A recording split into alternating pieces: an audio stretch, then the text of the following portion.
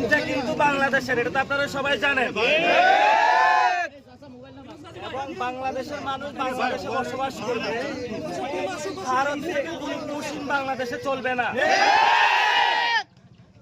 আমরা press briefing করবো, আপনাদের সাথে কথা বলবো, তবে একটু কথা বলে আমরা সামনে যাব, তবে এমন জায়গায় যাব না যেটা হলো বিতর্কিত হয়ে যায়। আমরা এটা আপনারা সবাই সতর্ক থাকবেন। সাংবাদিক ভাইরা আমাদেরকে বলবে যে আমরা একটু পর্যন্ত যেতে পারবো।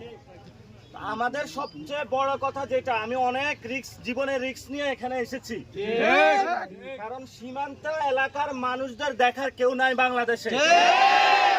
সীমান্ত এলাকায় হসপিটাল নাই, সীমান্ত এলাকায় স্কুল নাই, সীমান্ত এলাকায় কর্মসংস্থান নাই। আমাদের বাংলাদেশের বিজিবিকে শক্তিশালী করতে হবে। বিজিবির পিছনে পুরো বাংলাদেশের দামাল ছেলেরা আছে ইনশাআল্লাহ। বাংলাদেশের পুরো 18 কোটি মানুষের যতদিন শরীরে রক্ত আছে, ততদিন বাংলাদেশের সার্বভৌমত্বের উপরে এক আঁচড় কাউকে লাগাতে দিব না ইনশাআল্লাহ। আমরা সবাইকে একটু স্লোগান ধরতে পারবো? দিল্লি না ঢাকা, দিল্লি না ঢাকা, দিল্লি না ঢাকা, দিল্লি না ঢাকা,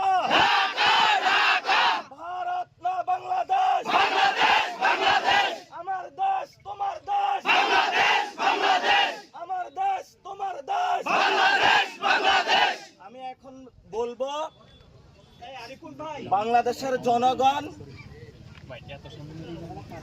সীমান্ত হত্যা রুখে দিন, ঠিক আছে? সীমান্ত হত্যা রুখে দিন, বাংলাদেশের জনগণ চলবে না, চলবে না, পুশিং চলবে না, চলবে না, চলবে না, চলবে না, পুশিং চলবে না, পুশিং চলবে না।